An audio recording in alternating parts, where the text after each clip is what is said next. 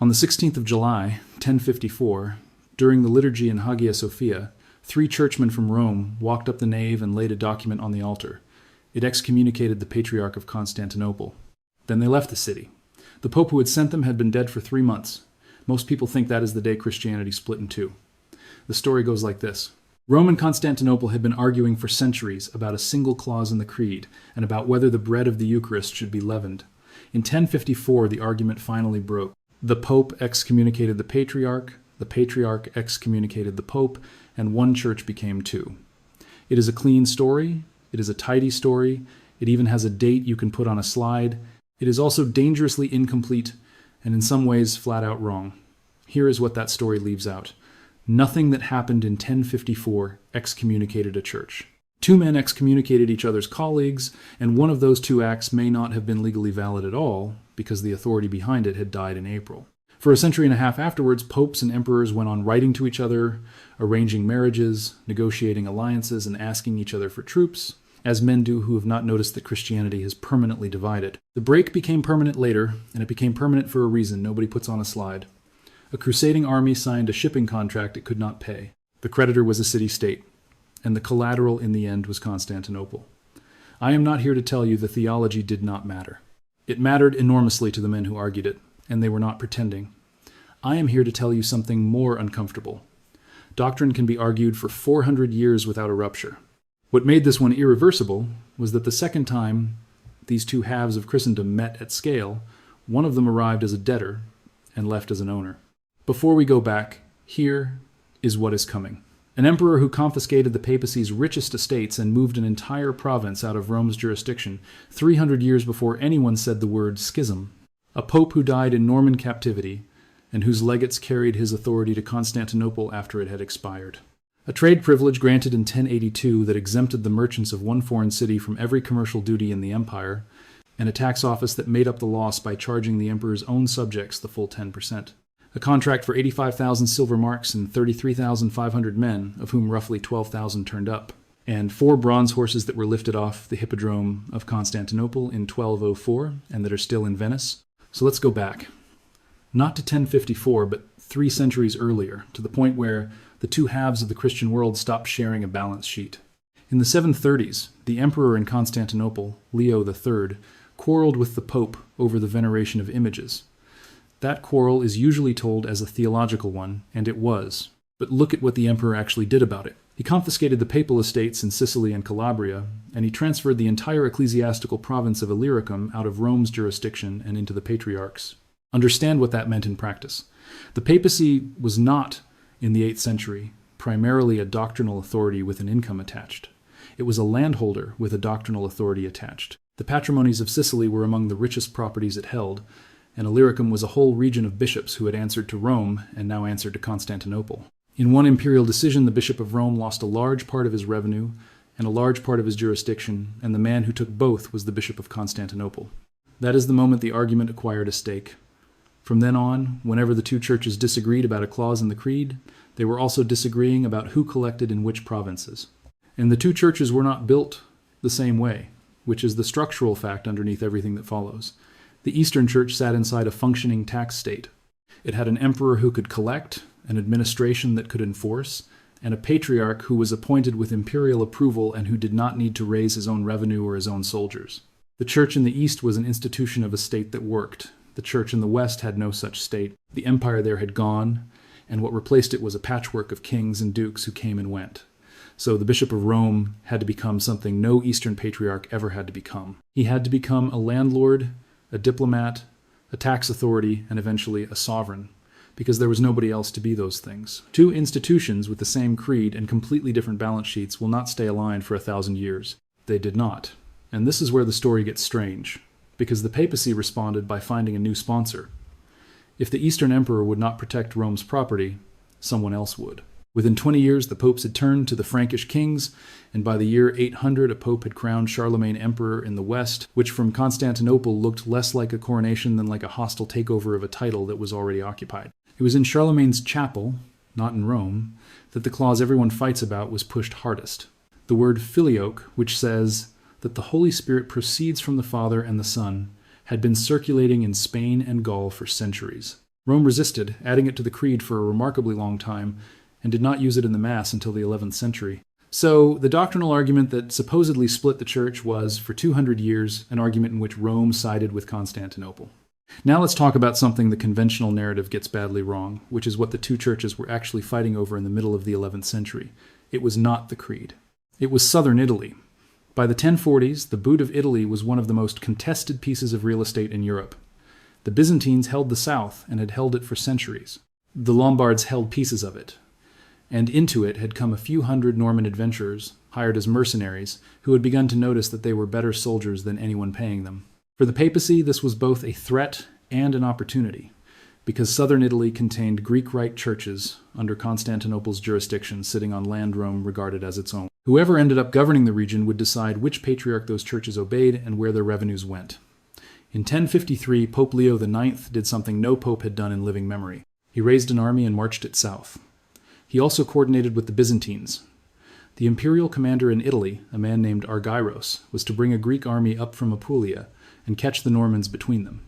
On the 18th of June, 1053, at Civitate, the Normans reached the papal force first. They destroyed it. Argyros and his army never arrived in time and afterwards had to disband. And Leo IX, the reigning pope, was taken prisoner by the... Sit with that image for a moment. The pope, in captivity, in Italy, having lost a war he started, while the patriarch in Constantinople watched. It was during that captivity, and in the year that followed, that the correspondence between Rome and Constantinople turned poisonous. In Constantinople, the patriarch Michael Cerularius closed the Latin churches in the city over their use of unleavened bread.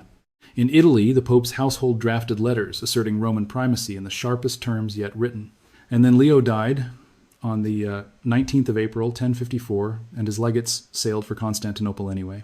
The man leading them was Cardinal Humbert of Silva Candida, and he is the hidden figure of this entire story. Humbert was a hardline reformer, a formidable Latinist, and by every account, a man of no diplomatic gift whatsoever. He arrived carrying letters he had probably drafted himself, in the name of a pope who was now dead, addressed to a patriarch who had already decided not to receive him as a legate. What followed was not a council, it was a collapse in manners. On the 16th of July, 1054, Humbert walked into Hagia Sophia during the liturgy and laid his bull of excommunication on the altar. It named Michael Cerularius and his supporters. It did not excommunicate the Eastern Church, because a bull cannot do that. 4 days later, the Patriarch convened a synod and excommunicated the legates. Not the Pope, not the West. The three men who had walked into his cathedral. The document itself is worth knowing about, because it does not read like theology. It reads like a man losing his temper in Latin. Among the charges Humbert leveled at the Greeks was that they permitted their priests to marry, which had been the practice of the Eastern Church since the beginning and was in no sense an innovation. He was not describing a heresy, he was describing a difference and calling it one. And the emperor did not want any of it. Constantine IX was in the middle of negotiating with Rome about southern Italy, which was the entire reason the legation had been welcomed in the first place. He had no interest in a religious rupture with the only Western power that might help him hold Apulia. He tried to have the legates brought back. He was too late. They had already sailed. And here is the detail that should have ended the myth a long time ago. Because Leo IX had died in April and no successor had yet been elected, the legates' commission had, by the ordinary rules, lapsed. A number of historians have argued that the bull Humbert laid on that altar had no legal force at the moment he laid it. I want to be careful here, because this is where these stories usually overreach. Nobody can prove the schism would have been avoided if a courier had reached Humbert with the news. The relationship was already badly damaged, and the arguments underneath it were real. But the specific event that every textbook uses as the dividing line was a personal quarrel between two delegations, conducted partly without valid authority, and treated by contemporaries as one more bad episode in a long series. The Patriarch of Antioch, Peter III, wrote at the time that the differences between the churches were minor and that the Latins were brothers. Nobody in 1054 announced the end of Christian unity, because nobody in 1054 thought that was what had happened. So what did happen? Money moved, and it moved in a direction that made the argument permanent. In 1082, the Emperor Alexios, the first Komnenos, was in serious trouble. The Normans who had taken southern Italy had crossed the Adriatic and were attacking the empire itself, and the Byzantine navy was in no condition to stop them. Alexios needed ships. The only power in the region with ships to spare was Venice, so he bought them, and the price he paid is one of the most consequential commercial documents of the Middle Ages. By the terms of the crucible, Venetian merchants received freedom to trade throughout the empire and exemption from commercial dues, tolls, and port duties. Not a reduction. Exemption. They received a quarter in Constantinople on the Golden Horn, with wharves, shops, a church, and a bakery. The Doge received honors and an income from the imperial treasury. In return, Venice sent its fleet. Now here is the figure that makes the whole story make sense. The standard Byzantine customs and sales duty, the commercion, was 10% of the value of the goods. Everyone paid it. Foreign merchants paid it, Byzantine merchants paid it. After 1082, Venetians did not. And the imperial treasury, faced with a hole in its revenue, did the thing that treasuries do. Imperial officers began levying the full commercion on the empire's own subjects and on other foreigners trading with the Venetians, precisely to compensate for what the Venetians no longer paid. Read that twice. A Byzantine merchant in Constantinople now paid a tenth of his cargo to the emperor for the privilege of doing business with a competitor who paid nothing. The tax that had been a duty on trade had become, in effect, a subsidy paid by the emperor's own people to a foreign city. You cannot run that arrangement for 100 years without consequences. The first consequence was that the empire discovered it could no longer cancel the deal.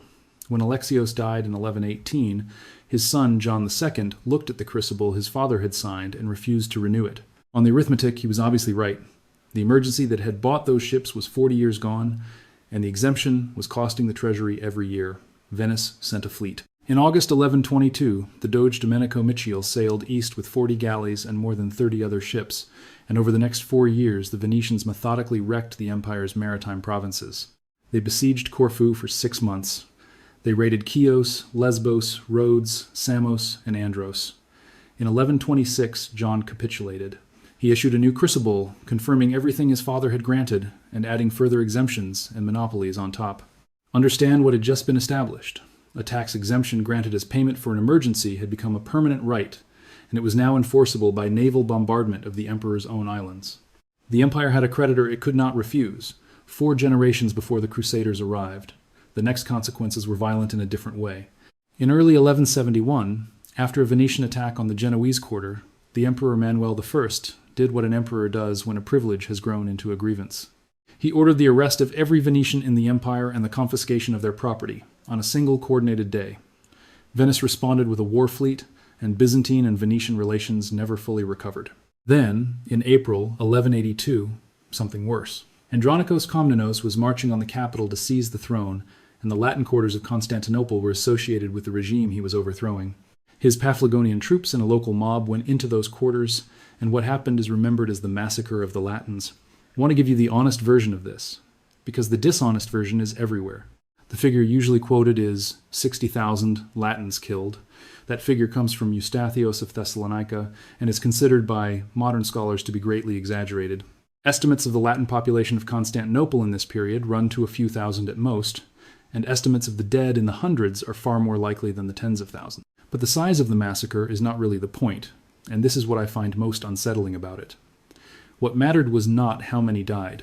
What mattered was that the Latin West now had an atrocity story about Constantinople, and Constantinople had confirmed for itself that the Latins were a foreign body inside its walls. The doctrinal argument had acquired a memory of blood. 20 years later, a fleet was built. In March 1201, 6 envoys from the crusading nobility of France arrived in Venice to arrange transport to Egypt. What they signed is the pivot of this entire story, and it is worth reading as what it was, which is a commercial contract. Venice undertook to build and man a fleet to carry 4,500 knights with 4,500 horses, 9,000 squires, and 20,000 foot soldiers. That is 33,500 men. 50 war galleys, 450 transports. The Republic would suspend its ordinary commerce for a year to build them. The price was 85,000 silver marks, and Venice would take half of everything the expedition conquered. Then something entirely ordinary happened, and it destroyed a civilization. Not enough people showed up. Many crusaders had made their own arrangements and sailed from other ports. When the army finally assembled at Venice in the summer of 1202, it numbered roughly 12,000 combatants, not 33,500. The fleet had been built. The year of shipbuilding had been spent. The contract was for the whole fleet, not for the men who used it. The crusaders paid what they could. They handed over 35,000 marks. Then the leaders emptied their own treasuries and scraped together 14,000 more, reducing much of the army to real poverty. That brought the total to 49,000 marks, against 85,000 owed. They were 36,000 silver marks short, sitting on an island, in a fleet they did not own, in debt to the men who did. And it is worth saying plainly that Venice was not being unreasonable. The Republic had done exactly what it had contracted to do. It had suspended the ordinary commerce of the city for a year, put its shipwrights and rope makers and sailmakers onto a single enormous state project, and produced the largest fleet assembled in the Mediterranean in centuries. Those ships existed. They were sitting in the lagoon. The cost had already been incurred, whether 12,000 men used them or 33,000. This is the part of the story that resists easy villains. Nobody had cheated anybody. The French had made an honest estimate of their own numbers, and the estimate was wrong. The Venetians had built to that estimate and could not unbuild it. A contract had simply produced an obligation that the party owing it could not discharge, and from that moment every choice available to the army was a choice about how to pay. And now let's talk about the man who held that debt. Enrico Dandolo, Doge of Venice, was somewhere past 80 and effectively blind. He is the villain in every popular telling of this story, and we will come back to whether he deserves it. What is not in dispute is what he proposed. The debt could be deferred, he said, if the army performed a service on the way. The city of Zara, on the Dalmatian coast, had thrown off Venetian control and put itself under the king of Hungary. The Crusaders could take it back. Zara was a Christian city. Its king was a Catholic, who had himself taken the cross. Pope Innocent III forbade the attack in explicit terms. On the 10th of November, 1202, the fleet arrived. Zara fell on the 24th. It was the first time a Catholic crusading army had sacked a Catholic city, and the Pope excommunicated the expedition for it. Then, judging that the French had been coerced by their creditors, he rescinded the excommunication in February 1203 for everyone except the Venetians. Even the Pope, in other words, understood who was holding the paper. While the army wintered in the ruins of Zara, a young man arrived with an offer. Alexios Angelos was the son of a deposed Byzantine emperor, and he wanted the throne. If the Crusaders would put him on it, he would pay them 200,000 silver marks. He would provide 10,000 Byzantine troops for the campaign in Egypt. He would maintain 500 knights in the Holy Land permanently, and he would place the Eastern Church under the authority of the Pope. Look at the order of those clauses. The reunion of Christendom, the thing 4 centuries of theologians had failed to achieve, appears in that offer as the 4th item in a payment schedule. It was a term of sale. The fleet turned east. In July 1203, the Crusaders broke the chain across the Golden Horn, stormed a section of the sea walls, and installed their candidate. On the 1st of August, he was crowned. And then the arithmetic caught up with him, because Alexios could not pay. No emperor could have paid. He stripped churches of their plate and melted imperial ornaments, and still could not raise what he had promised, and every measure he took to find the money made his own people hate him more.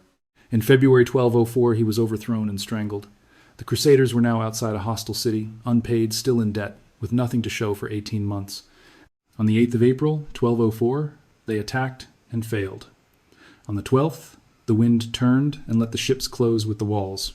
On the 13th, Constantinople fell. What followed was 3 days. The bronze statues of the Hippodrome went into the furnaces for coin. The libraries burned. Relics were prized out of their reliquaries and shipped west, where many of them still are. A fire left an estimated 100,000 people homeless. The plunder was assessed at roughly 900,000 silver marks. Venice took 150,000 as its contractual share. The Crusaders took 50,000. Another 100,000 was divided between them, and an estimated 500,000 marks was quietly kept back by individual knights and never entered the accounts at all. The empire was then formally partitioned by treaty. Venice took the harbors, the islands and the sea lanes, including Crete, which it held for more than 400 years. Now, this is where the historians start fighting, and their fight is not settled.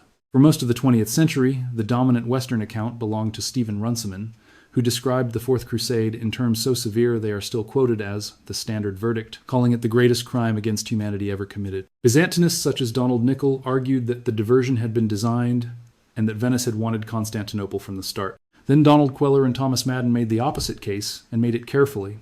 Their argument is known as the theory of accidents. There was no plot, they said. There was a contract, a shortfall, a debt, a claimant who turned up at the right moment, and a sequence of decisions, each of which was locally reasonable and collectively catastrophic. And Madden pushed it further, in a way I find genuinely difficult to argue with.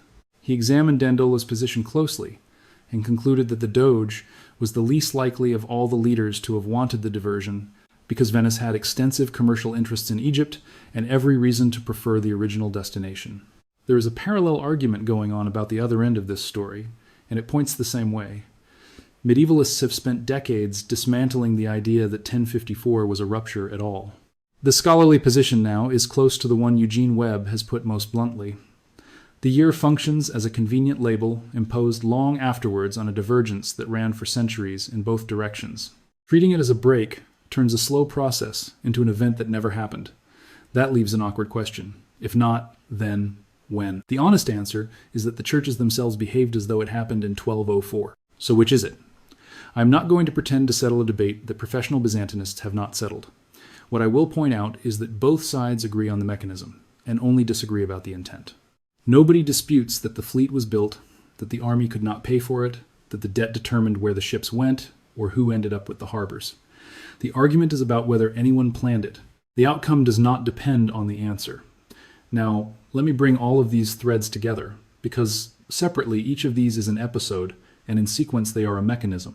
Begin in the 8th century, with an emperor who answers a theological dispute by confiscating the papacy's richest estates and moving an entire province into his own patriarch's jurisdiction, so that from then on every argument about the creed is also an argument about revenue. Follow the papacy as it goes looking for a new protector, finds one in the Frankish north, and crowns a rival emperor, which turns a dispute between bishops into a dispute between states. Watch the two of them collide over southern Italy in the 1050s, where a pope loses a battle, loses his freedom, and dies before his own legates can deliver his letters. Note that the famous rupture of 1054 is 2 personal excommunications, one of them arguably issued without valid authority, and that nobody involved thought Christendom had ended. Then put a fleet in the water, sell an empire's entire customs revenue to a foreign republic in exchange for that fleet, and pay for the gap by taxing your own merchants at 10% for the right to trade with men who pay nothing. Let that run for a century, until it produces a mass arrest and a massacre, and a permanent belief on both sides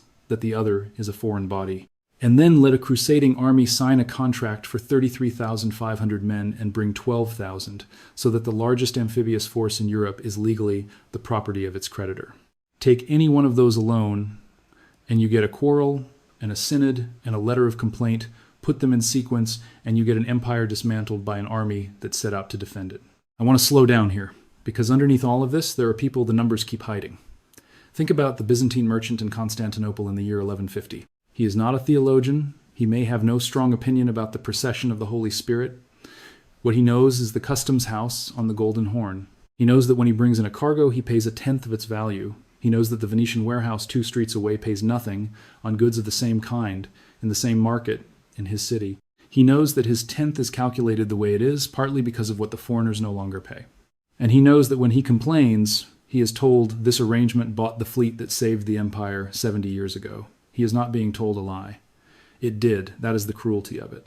Now put that man's grandson in the streets of the Latin Quarter in April 1182, and his great-grandson in the city in April 1204, and ask how much of the theology any of them could have explained. And then think about what the third generation actually watched. The bronze statues that had stood in the hippodrome since antiquity were pulled down and fed into furnaces, not out of hatred, but because bronze could be struck into coin, and the army needed coin. Books that existed in single copies burned in a fire nobody had planned. Reliquaries were split open on the pavement so that the silver casing and the bone inside could travel separately, one to be weighed and one to be sold. A city does not recover from that. Constantinople was recaptured by a Byzantine emperor in 1261, and it never again held the population, the trade, or the treasury it had held before the Crusaders came. The schism did not become permanent in the minds of patriarchs. It became permanent in the minds of people who had been taxed, and then frightened, and then burned out by men who claimed to share their faith. 250 years later, with the Turks at the walls, Byzantine emperors twice accepted union with Rome in exchange for military help at Lyon and at Florence. Both times their own people repudiated it. A saying from those years, reported by the historian Ducas, and probably put in the wrong man's mouth, has the Byzantines preferring the Sultan's turban in the city to the Latin mitre. Whoever said it or did not, the sentiment was real, and it had been paid for. The reason this matters now has nothing to do with religion. What happened between 1082 and 1204 is a clear case of a pattern that repeats. 2 parties have a genuine argument of principle. While that argument runs, one of them grants the other a structural advantage in exchange for urgent help. The advantage compounds quietly for decades, long after the emergency is over, and it creates a class of people on one side who are permanently worse off and know exactly why. By the time anyone tries to settle the argument of principle, the material arrangement underneath it has already decided the outcome. And material arrangements are much harder to reverse than statements, because statements can be withdrawn and property has to be handed back. The next time someone tells you that Christianity split in two in 1054 over a clause in the Creed, you will know better. The clause was real. The quarrel was real. But a quarrel is not a rupture. Follow the doctrine, and you get a disagreement that lasted 4 centuries without breaking anything. Follow the money, and you get the year the ships arrived. There is one last detail, and I have saved it because it says something no argument can. Standing above the Hippodrome of Constantinople, there was a team of 4 bronze horses, ancient even then. In 1204, they were taken down and shipped to Venice. In 1254, they were mounted on the front of the Basilica of St. Mark, above the main door, facing the square. Napoleon took them to Paris in 1797, and they came back in 1815. In the 1980s, the originals were moved indoors to protect them from the air, and copies were put up in their place. They have never gone back to Istanbul. On the 7th of December, 1965, Pope Paul VI and the Ecumenical Patriarch Athanagris issued a joint declaration withdrawing the excommunications of 1054. The document is careful about what it does. It removes the anathemas. It does not end the schism. The words were taken back. The horses were not. If this is the kind of history you want more of, the kind where you follow the money until the official story stops holding together, subscribe, because that is the only thing this channel does. And I want your judgment on one question. Given everything you have just heard, should 1054 still be taught as the date Christianity divided, or should the date be 1204? Argue it below. I read every single one of these, and the comment section on this channel is frequently sharper than the footnotes.